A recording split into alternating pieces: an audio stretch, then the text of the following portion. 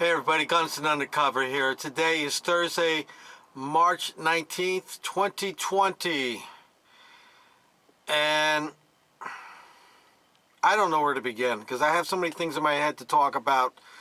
I couldn't even sleep last night. I woke up 4 o'clock in the morning. I kept thinking about all these things. I should have turned the camera on then, but I've been watching the Facebook pages of the police departments, looking at the comments that are going on there.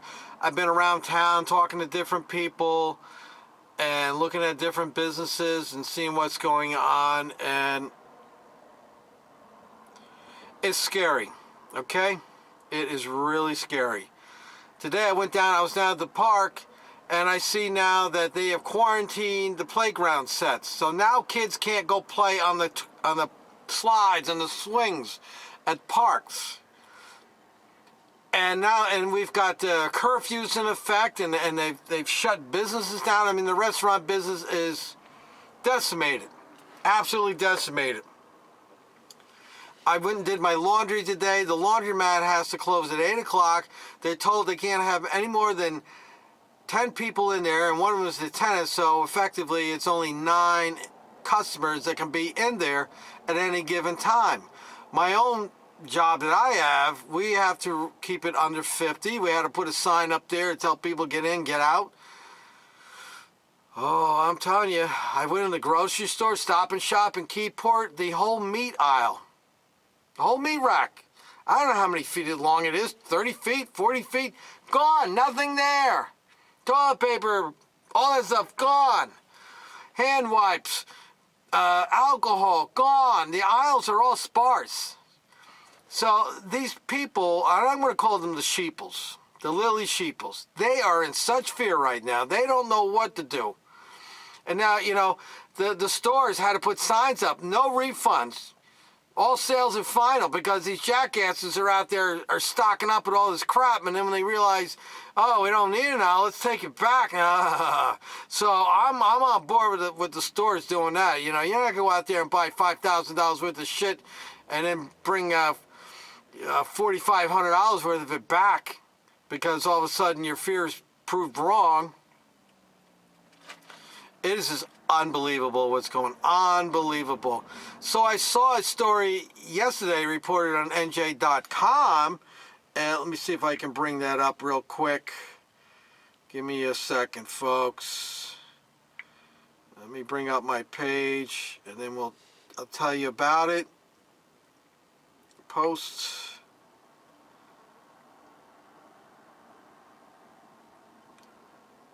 So it was reported on NJ.com. There were some people that were having a wedding reception. And the story reads, here it is right here, I'll put it up. It's on the Gunston Undercover on Facebook if you want to go read it. So they're having a wedding. So the cops break up 2 large weddings for defying the virus rules. You see where I'm going here, folks? The government is now regulating and telling you where and how you can move and how you can associate. Who the F is the government to tell us that? We have a right to free movement in this country. We have a right to associate with whoever we want, when we want. And now we got a government that's telling us that. So, my question, which I've been going around to different police department Facebook pages and just posting on the page where they're listing the rules and all that nonsense. And this is what I said. This is it right here, so you can see.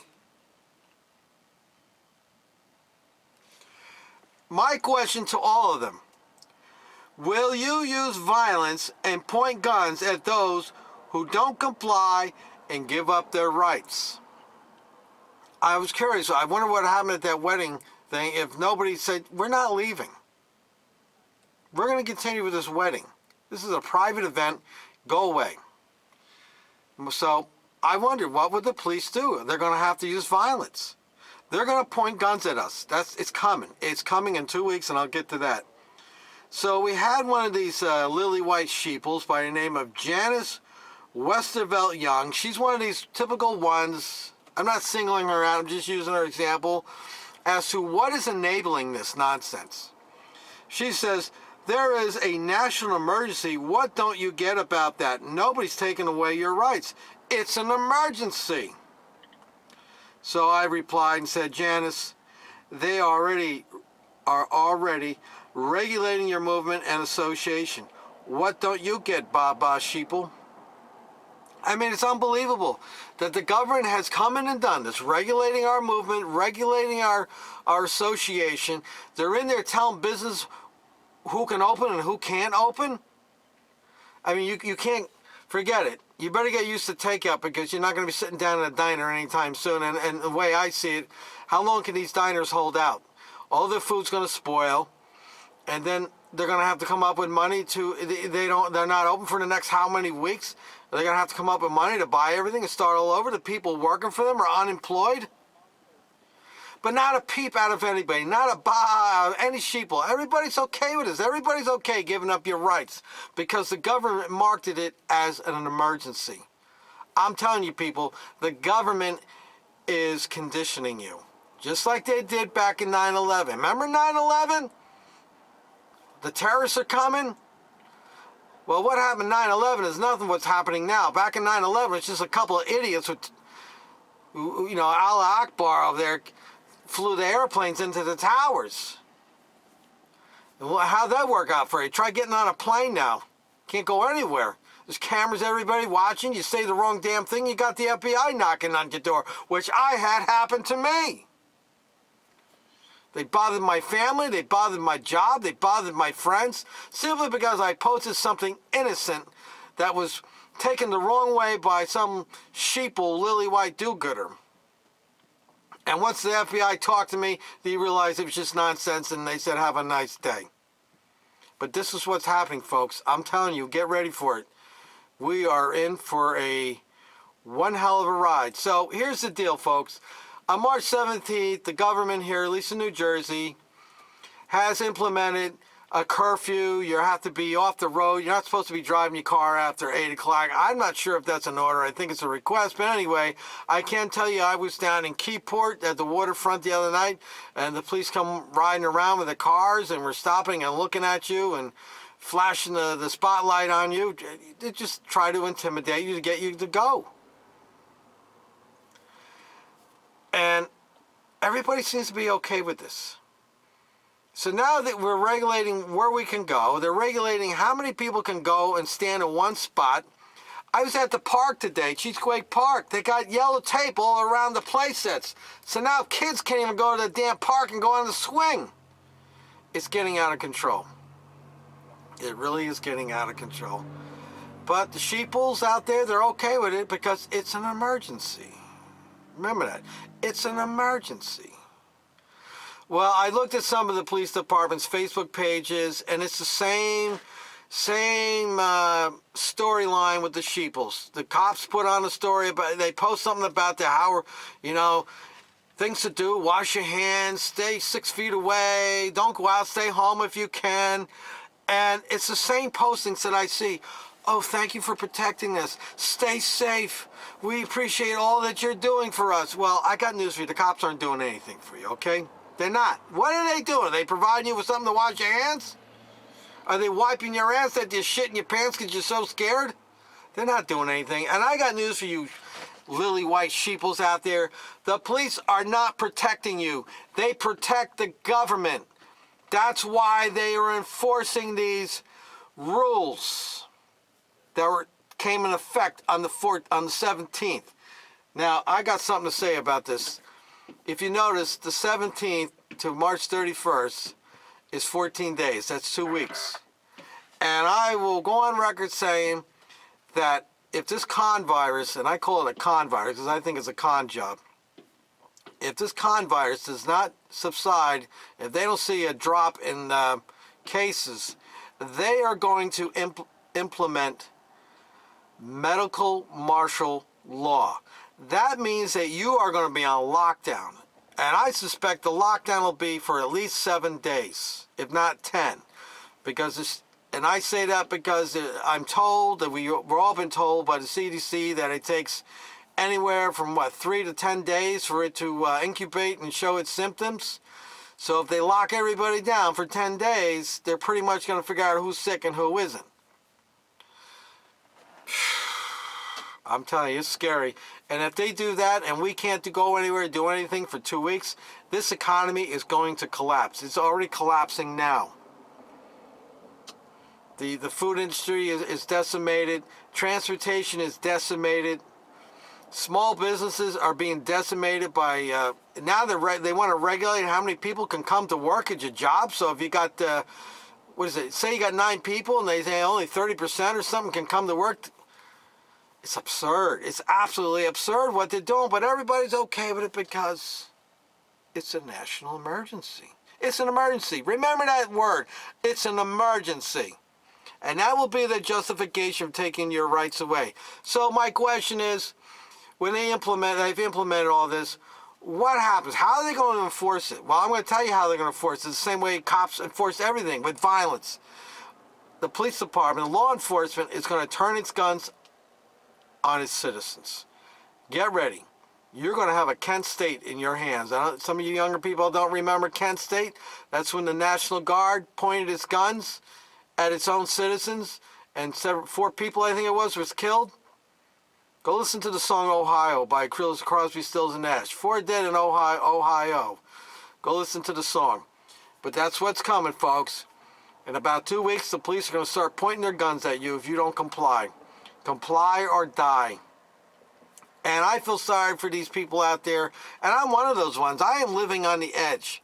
People who are making $11 an hour, and they're not working full-time. They're probably working 2 part-time jobs because you can't get a full-time job at $11 an hour because the employer has to pay for your health insurance.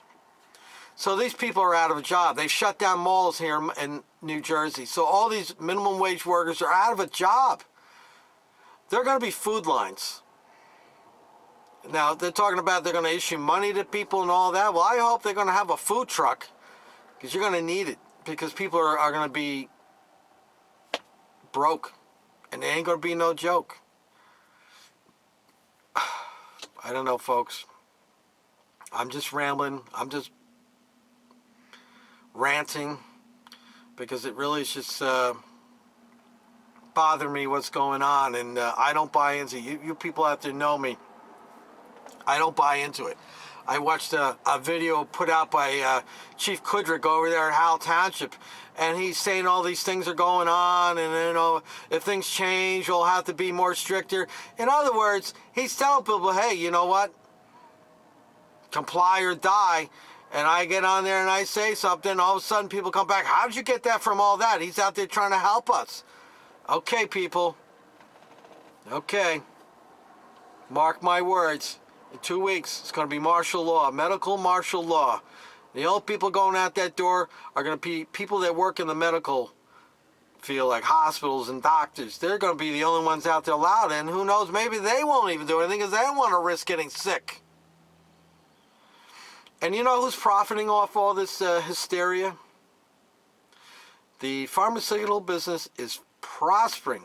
Now, they're putting all these tests out, and now pretty soon, they're already setting it up here in New Jersey. We got the PNC Arts Center. It's going to be a testing area. I already saw a walk-in medical facility by me that's testing people outside the back door.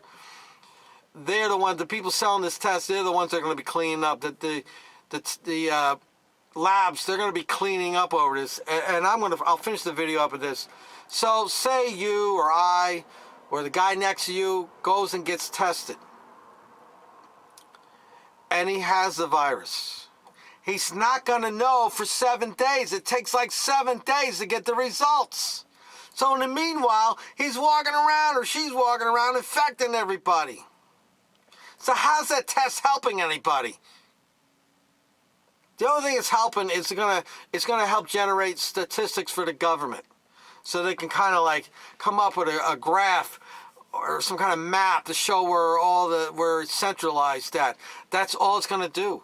You or I could go out and get tested today, and in 7 days, you get the thing back that you're negative. You tested negative, but between that 7 days, you ran into somebody who had it and you got it. So now you're walking around thinking you're okay, and then you're breathing on people again. So this test is irrelevant. It's just there to gather statistics. It's not there for anything else. And there's no remedy to this virus. If you get it, the only thing you can do is rest, take lots of vitamin C, and, I guess get closer to God. That's probably about the only thing I can say. The only thing I'm really doing different right now is, I'm washing my hands a lot more. I have one of these. I haven't actually used it yet, but I probably will be using it soon. I'm not going to go any large crowds without it on, just to be on the careful side. Because even though I think it might be a con virus, better be safe than sorry, I guess. And I'm getting plenty of sleep. I'm going to bed early, trying to get as much sleep as possible. And I go to the park every day, and I'm getting my walk in, and just trying to stay healthy. And I've been blessed with good health all my life, and I'm not one to get colds. I got through the whole winter without a cold. About 4 years ago, I did come down with a flu, and it knocked me on my ass for 3 days. I was out of work. Never in my life was I ever out of work for 3 days. And actually, it was probably the first time I ever got the flu. I remember getting sick one other time after I got off a plane. I was sick for about a day or two, but nothing like that last time. That was brutal. But I've been pretty blessed with good health. I got through the winter without a cold. I can just hope that those odds stay with me, and if in fact this is a real threat to us. But I have my doubts. There's a lot of people out there that died from the flu, regular flu. I guess maybe because the government just doesn't know what it is. It's new, and they don't know what to do. And they can't come up with an antidote, so the only thing they can come up with is a vaccine. And how long is that going to be good for? It's a virus that mutates. So now the pharmaceutical business is going to be profiting off of 300 million people in America that have to get a shot every year to combat this. That's just in America. That's not even talking about Europe and Asia and the Soviet Union and all that nonsense. Those people over there, it's very scary, and I don't know, people. All I can say is, watch out. You're losing your freedoms, and it's happening right before your eyes. This is Gunnison Undercover. Let me know what you think about all this. Am I off my rocker? Am I a conspiracy theory here? Is there some truth to what I say? Do you feel the same way I do? Let me know what you think. Let's have a chat. Let's have a conversation. Till next time.